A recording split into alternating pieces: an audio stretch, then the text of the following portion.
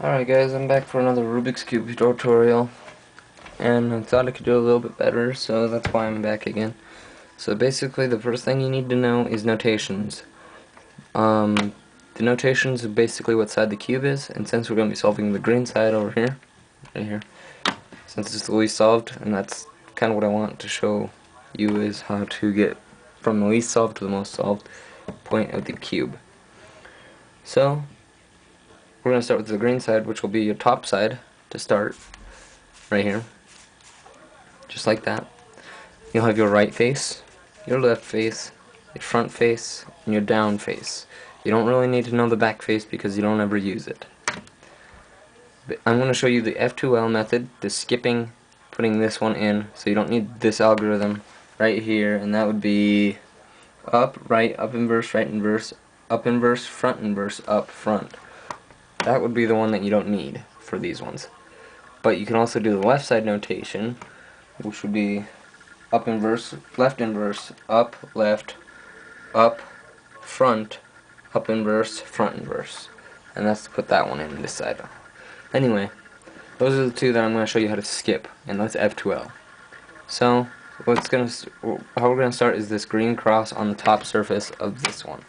Basically, to do that, you just want to get this one so that it's directly below it, or so that it looks something like this, so that you can turn that one out of the way and put that new one in its spot. After you have that, you want to line it up with the center color of both of those, so that one's already lined up. On this next one, you want to put it where it goes, so here, on this side of it. So you'll drop that one down, and you'll put this one in place, like this, so that the colors match, and then you'll have this here, and the L shape on top. Over here, this one is simple to do, because you can turn it twice upside down, move it out of your way, drop in this next piece. This last one, you can turn twice, so that your red is matched up with your orange now, but when you turn it up, it's no longer attached to that when you turn it, and you can see that everything is opposite here. So you can just turn this twice, and that'll line all of them back up, just like that. And red is opposite of orange, yellow is opposite of white, green is opposite of blue. So on this next step, I'm going to have to ask you to turn your cube upside down, because this is on the bottom. You just want the cross here, and you'll put these corners in now with the F2L to make it simpler. I'm going to show you how to do that. And right here, we're just going to put this one in its right place, but not correctly oriented. So like this. So all the colors match, all sides of the face are on this one, and you're in the right spot, but you just haven't oriented correctly. And then you want to find this piece that goes between here, which is right here. And I want to try to pair these two so that I can put them in together, so I don't have to use that algorithm. And what I'm going to do is I'm going to basically try to keep that one away from this one until they're paired properly. So here, the red side is on your face right now, or the yellow face here, and I have my yellow face here and my red face here, so that means when I turn this one up, they're going to be paired. That's what I want. Then I will turn that one twice out of the way and drop this one down so that this is still together. From here, I want to turn it so that I can see this cube again. I want to drop that cube down, except I want it on the right side, so I'm going to put my green one away from where I want it to go, so that when it turns up, it goes into that position, like that. And then it will be putting that one in together.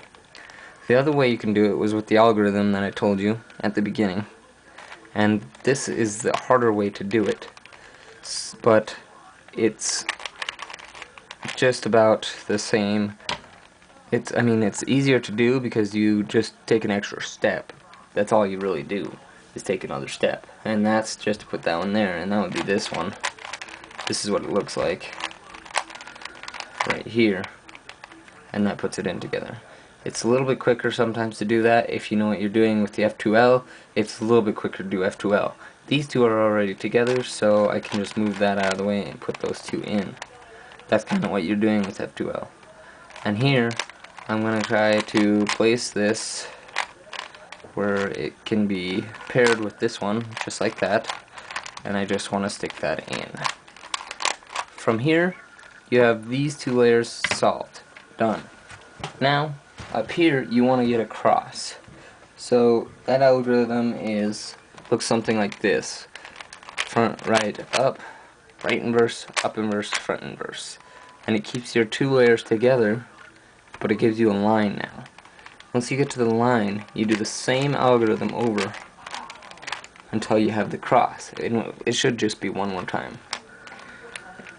So these two, or it will always be one more time. These two are adjacent already, but you can have them across, and that just means you do the algorithm twice. But in this case, you can just do it once, and that's right, up, right inverse, up, right, up, right inverse. And what that does is it orients these pieces in the right spots. But make sure that when you have just the two adjacent ones, that one of them is in your right hand and the one is facing away from you before you do it. Here is an across one. Oh no, this is what I wanted to show you. Like this. One in your right hand, one in your back. So it'll be right up, right inverse, up, right up, right inverse. And there you go. You placed them all for it. Now you're going to work on these corners. Place these corners properly. You need to get one of these in the correct spot. To do that algorithm, it's just a simple up, right, and then you'll bring this bar up from the bottom. You'll switch that piece over to this way, so that's up inverse. Then you'll go left inverse, and you'll go up, and then you'll go right inverse, and then you'll go up inverse, and then this one, left inverse. And that'll bring these pieces back into place. It'll not mess with these ones, it just messes with these corners. And what you just did is you put that one in its correct place. Now you're going to put this one in the bottom lower hand right hand corner. And you're going to do the same algorithm until all four are oriented properly like this. Or put in the right place like this. So this one's got all the matchings. And from here you're going to go to this one because these two are going to come into this position. And this one's going to be revolved every time. So what you're going to do is RIDIRD. So move this one out of your way, put this one in its place, and RIDIRD until your blue corner is oriented properly. Like that. And it may look like you're messing up this cube, but don't worry about it because you will solve it again eventually. And it'll go back to its original spot. RIDIRD, RIDIRD. And then basically you solve the Rubik's Cube. So it's just that easy. Thanks for paying attention, guys. It's kind of useful when you know what you're doing. And the algorithms, if you need to know them, you can go back through this video and pause at those spots, or you can pause as you see them. And that's probably the best way to do it. But a few things that you can do to get better at Rubik's Cubing, get a little bit faster, or like go through and do some like hand movements like that, or you can do some RIDIRD, and this will always reorient itself no matter what. And there you go. That's how you solve that. Or you can do this one and just do that kind of over and over again until it resolves itself, because the algorithms will always resolve. And just like that. Another one I do is two flips on there. So you're going all the way around. You're learning how to turn the cube as well as turn every side of that cube.